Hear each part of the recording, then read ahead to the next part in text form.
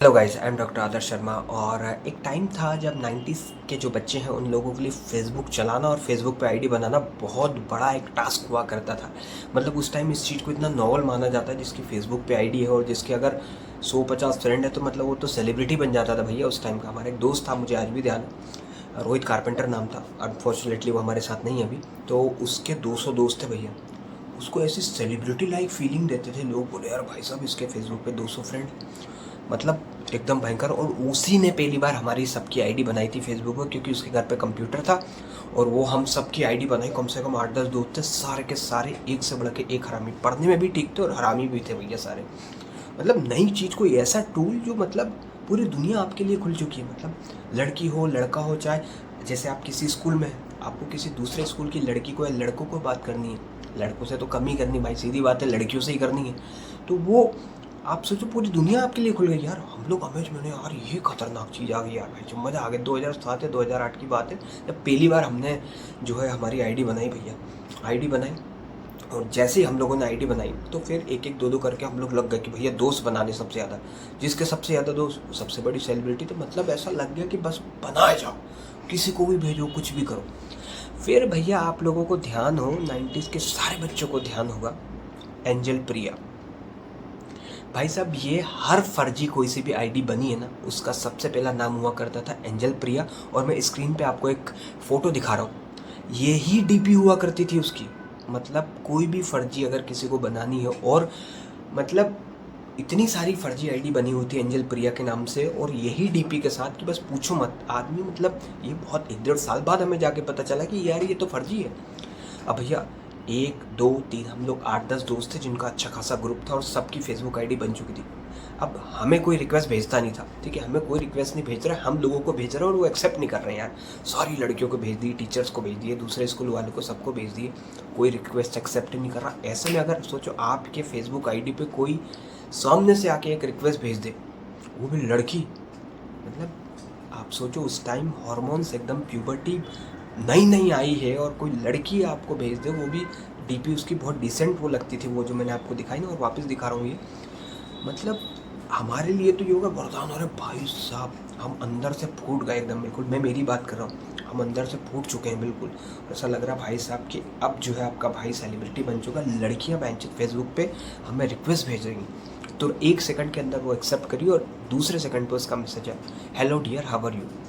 सिलसिला शुरू हो गया, बातें शुरू हो गई भैया। धीरे धीरे धीरे धीरे धीरे बातें शुरू हो गई। अब बातें इस लेवल पे पहुंच गई कि हम बहुत अच्छे दोस्त बन गए भैया, बहुत अच्छे दोस्त बन गए। अब हम इतने बड़े चूतिया, पूछो मत। उस टाइम हमें 150 रुपये भी मिलना मुश्किल हुआ करते थे। 10-10 रुपये का कार्ड घिसते थे, वो स्क्रैच वाला, ठीक है, 10 रुपये का कार्ड घिस कर नंबर डालते थे। और एक बार जब वो यूज़ हो जाता था उसके बाद अपनी होशियारी दिखाते कि यही नंबर में एक नंबर चेंज करके वापस डाल ले, हो सकता है 10 रुपये का रिचार्ज फिर हो जाए। मतलब ये हालत थी हम लोगों की। ऐसे ज़माने में साला वो फेसबुक पे जिसने आईडी बनाई थी वो हमसे 20-20, 30-30, 50-50 रुपये के रिचार्ज करा, सिर्फ इसने में। यार मेरे पापा जो हैं मैसेज पे यही बोलते थे कि यार मेरे पापा जो हैं वो यार बहुत स्ट्रिक्ट है, वो रिचार्ज नहीं करवाते, जैसे तैसे मैं रिचार्ज इस बार करवा ली, प्लीज़ तुम इस बार मेरा करवा दो रिचार्ज, अगली बार से मैं अपना ध्यान रख लूँगी। बोले चलो ठीक है, कोई दिक्कत वाली बात नहीं भैया।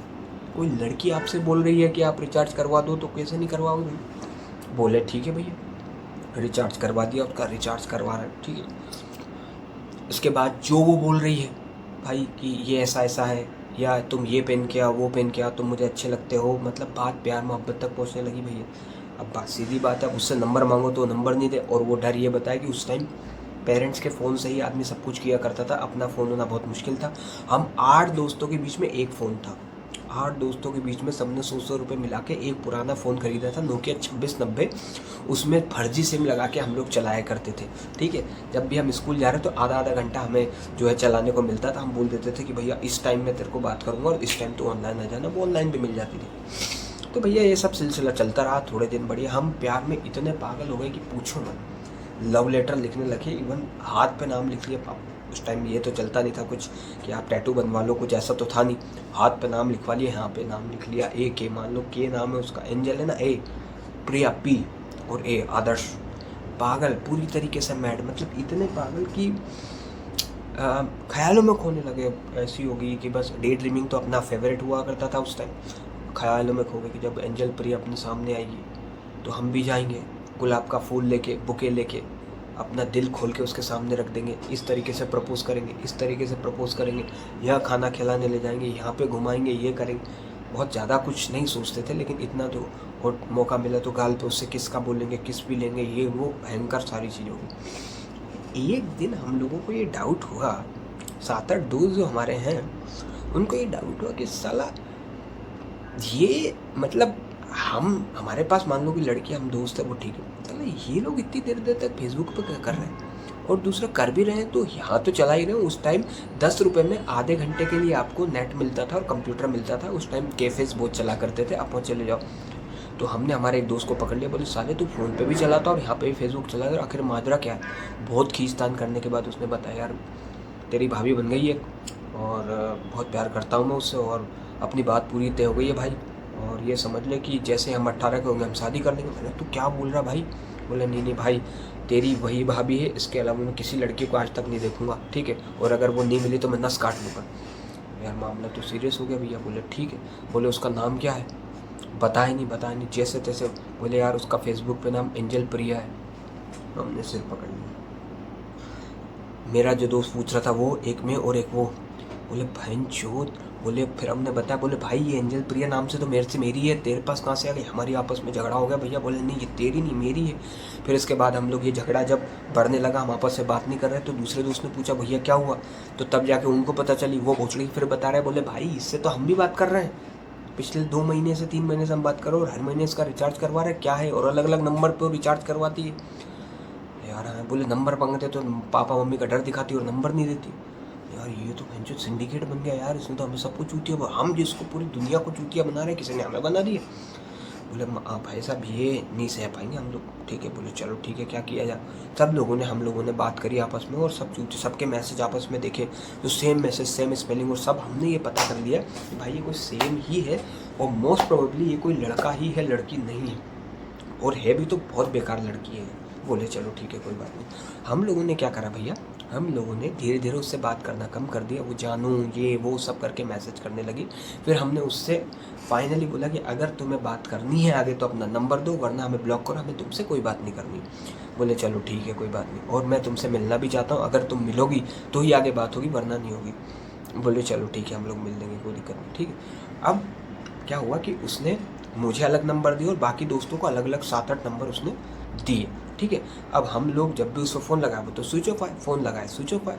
बोले कोई दिक्कत वाली बात नहीं भाई। इस बात को महीना भर भी दिया, महीना भर हो गया। अब फिर भी धीरे धीरे हम लोग कभी कभी ट्राई करते थे भैया। हमारा एक दोस्त बहुत शाना था उसमें से, उसको पता था कि नहीं भाई ये पता ही करना। उसने ठान ली कि भाई जिसका सबसे ज़्यादा दिल दुखा था, जो नस काटने वाला था। बोले चलो ठीक है, कोई दिक्कत नहीं भैया। तो धीरे धीरे धीरे वो फ़ोन लगाने लगा। एक दिन गलती से वो सिम चालू हुई और फ़ोन लग गया। ठीक है, फ़ोन कनेक्ट हुआ तो बात हुई भैया। तो उसने बोला हेलो नमस्ते। बोला नमस्ते, कोई बात नहीं। ये अपना दिमाग लगा रहा है। बोले उसको ये पता चल गया था कैसे कि ये वोडाफोन, उस टाइम वोडाफोन की सिम बहुत चला करती थी, वो हम वोडाफोन की तरफ से बात कर रहे हैं, और आपकी इस मोबाइल पे, इस नंबर पे 199 रुपये का फ्री रिचार्ज निकला है, कि आप डलवाना चाहेंगे? भाई उस टाइम कौन नहीं डलवाना चाहेगा, उस टाइम इतना फ्रॉड भी नहीं चलते थे। उसने नाम पूछा उसका भैया। बोले नाम क्या आपका? बोले प्रतिभा परमार। बोले हाँ ठीक है, कोई दिक्कत नहीं है। बोले ये वो सब करके, बोले कल आपका रिचार्ज हो जाएगा, ऐसा वैसा ये वो फलाना ठिकाना सारी चीज़ें कर ली, और उनका एड्रेस पूछने लगे। बोले आपको एड्रेस वेरीफाई करना रहेगा। तो बोले सुजालपुर मंडी फ्रीगंज। उनने एड्रेस बताया। सोचिए यार, सुजालपुर मंडी फ्रीगंज, प्रतिभा परमार। हमने पूरी जांच पड़ताल करी। उसके बाद हमें पता चला भैंचोद हमारा ही एक दोस्त है, उसने एंजल प्रिया नाम से फर्जी आईडी बना रखी, सब लौंडों को चूतिया बनवा रहा है और अपने दोस्तों के रिचार्ज हमसे करवा रहा है। भाई साहब उसको जो कूटा है ना हम लोगों ने, इस कदर से तपाया है कि माँ भेनेक कर दी उसकी। मतलब मज़ा आ गया, खूब मार, बड़ी मुश्किल से उसको छोड़ा भैया। उसने माफ़ी मांग ली, सब कर ली। जितना भी पैसा हम लोगों ने उससे डाला था उसका आधा तो उससे रिकवर कर दिया। फिर वो बोलने लगा यार मैं मेरे मम्मी पापा से बोल दूंगा, ऐसा वैसा ये वो। ठीक है यार, हम लोग इसमें थे। मैंने यार देखो, ये तो तय बात है कि इसने गलत किया, लेकिन किया है वो बहुत इंटेलिजेंट आदमी है यार। मतलब इसने जो आइडिया दिया है कि किसी से भी फर्जी आईडी बना के आप बात कर सकते हो। हम 7-8 ने मिलकर एक फर्जी आईडी बनाई। हमारे एक टीचर थे, ठीक है, शायद मैथ्स के टीचर थे, उनका क्रश था एक मैडम पे, ठीक है। तो वो सिर्फ जूनियर बच्चों मतलब छोटे छोटे बच्चों को पढ़ाती थी और हमें पता चल गया था। और मैथ्स का टीचर बहुत खड़ूस था। दोस्तों एक काम करते इसे लपेटे में ले लेते, अगर ये लपेटे में आ गए तो भैंस मैथ्स के पेपर और मैथ्स के नोट्स तो अपने को मिल ही जाएंगे। बोले हाँ ठीक है भैया, क्या किया जाए। तो हम लोगों ने क्या किया, आईडी बनाई और सर को रिक्वेस्ट भेजी भैया। सर को रिक्वेस्ट भेजी तो सर ने दूसरे दिन एक्सेप्ट भी कर ली और हमने हमारी तरफ से हेलो बोल दिया भैया। हमने हेलो बोल दिया, धीरे धीरे बातचीत शुरू हो गई भैया। धीरे धीरे धीरे सर भी लपेटे में आ गए, लिटरली बता रहा हूँ, सर हमारे लपेटे में आ गए भैया। अब एक दिन के, मैं लिटरली यकीन बोल रहा हूँ, झूठ नहीं बोल रहा हूँ। अब क्या हुआ भाई, सर से बात होने लगी, हमने उल्टी सीधी बात करना शुरू कर दी। मैं आपको पसंद करती हूँ, महीने 2 महीने में रिचार्ज भी करवा ली।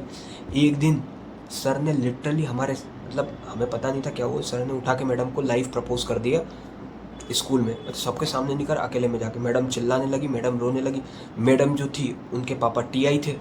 सर की गांड फटने लगी बहुत तेज़ी से और सर ने एकदम से उठा के दिखाया, मैडम देखो ये आपके मैसेज, ये हो मेरे को मैसेज आ रहा है आपके, आप ऐसे कर रहे हो। ये बोले भाई साहब ये मेन्यू कोई और है। और बहन इतना बड़ा कांड हो गया भैया। सर ने जो है बोले नहीं अब इस बात को मैं नहीं छोड़ूंगा भैया, ये तो मैं एफआईआर करवाने जाऊंगा, ये वो। हम सबकी गांड फटे भैया बुरी तरीके से। बोले एफआईआर हो गई तो हम लोग पकड़े जाएंगे और पकड़े गए तो हमारी हालत ख़राब हो जाएगी। फिर हम लोगों ने जैसे तैसे कहीं से पता करा भैया, नेट वेट पे जाके गूगल से क्या होता है। कोई दोस्त हमारा बोला 10 साल की सज़ा हो सकती है, कोई बोला भुचड़ी उम्र कुछ भी हो सकती है, कोई बोला फांसी भी हो सकती है। हम 8th 9th के बच्चे, हमारी हालत ख़राब हो गई भैया। तो हम लोगों ने प्लान बनाया, बोले एक काम करते हैं, मैथ्स वाले टीचर के जूते खा लेंगे, मार खा लेंगे, लेकिन जाके चुपचाप उसके पैर पकड़ लो कि सर हमसे गलती हुई, आज के बाद हम ऐसा कभी नहीं करेंगे। बोले रिस्क तो है क्योंकि अगर उसने घर बता दी तो घर वाले भी मारेंगे भैया। तो हम मैथ्स वाले टीचर के पास जैसे तैसे हिम्मत करके, क्योंकि पुलिस केस हो गया तो मामला ख़राब हो गया। अब उस टाइम हमें इतना आइडिया नहीं था, डर गए बुरी तरीके। 8-9 लोग हम लोग गए भैया। और जैसे हम लोग वहाँ पहुँचे तो फिर वो बात करने लगे, जो मैथ्स वाले टीचर था वही, उससे हमने पहले बात करने की कोशिश करी कि सर क्या हो गया क्या नहीं हो गया। बोले आप एफआईआर करोगे। बोले यार एफआईआर भी कर देंगे लेकिन कुछ पता नहीं चलेगा। बोले क्यों। बोले एफआईआर करने पे ये जो क्राइम्स होते हैं ये सीरियस क्राइम है नहीं, उसने कुछ ऐसा किया नहीं तो इसलिए उसकी एफआईआर भी नहीं हो पाएगी और हम कंप्लेंट भी करेंगे तो भी ज़्यादा कुछ एक्शन होना ज़्यादा नहीं है। बस उसको डराने के लिए हम लोग चाहते हैं कि थोड़ा हो जाए। हम लोग कुछ सुकून शांति में आ गए। बोले अब कुछ डरने वाली बात नहीं, कोई दिक्कत वाली बात नहीं, ठीक है। बोले ठीक। अब हमने वहाँ से वो बंद कर दी भैया फेसबुक आईडी। और फिर भी हमें चुल थी, हमने इतनी आईडी बनाई और इतने लोगों को बेवकूफ़ बनाया भैया फेसबुक, पूछे मत। लेकिन एंजल प्रिया ने जो हमारी वाट लगाई थी, हमें मज़ा आ गई। वो भी एक दौर था यार फेसबुक वाला, जब नई नई फेसबुक आई थी इतना मज़ा आता था ना भाई कि मतलब ऐसा लगता था बस चलाते जाओ मज़े करते रहो। और अपनी फ़ोटो डालना फेसबुक पे, दूसरे स्कूल की लड़कियों को देखना, दूसरे स्कूल में कौन कौन सी अच्छी लड़कियां उनको ट्रेस करना, अपने स्कूल की लड़की जिस पे बाइट फेस टू फेस बात आप नहीं कर पा रहे हो उससे आप रिक्वेस्ट भेज दो, उससे बात कर लो, हो सकता है बात कर ले, नहीं करेगी ज़्यादा, इससे ज़्यादा कुछ नहीं होगा, कम से कम थप्पड़ खाने का तो डर नहीं है, ये तो है ही कम से कम, ठीक है। लेटर वेटर की ज़रूरत नहीं पड़नी, भाई लेटर लिख दो तो और समस्या हो जाती थी भैया। तो फेसबुक वाला वो ज़माना बहुत बढ़िया हुआ करता था, बड़ा मज़ा आता था। और दोस्तों ने इतना चुटियापा कराया ना भाई, ऐसे कंडे दोस्त थे हमारे, इतनी बकचोदी करी भाई कि मतलब पूछो मत। So guys this was a very wonderful story. I think आप लोगों को आप लोगों ने इन्जॉय किया होगा, मज़ा आया होगा और ऐसी स्टोरी हम लोग लाते रहेंगे। आई थिंक मेरा वर्बली अब पिछला 1-2 वीडियो आपने बहुत अच्छा रिस्पॉन्स दिया, थैंक यू सो मच। तो लाइक ज़रूर करिए, हो सके सब्सक्राइब भी करिए। नेक्स्ट वीडियो में मिलते हैं मस्त एक और कहानी के साथ। Thank you so much.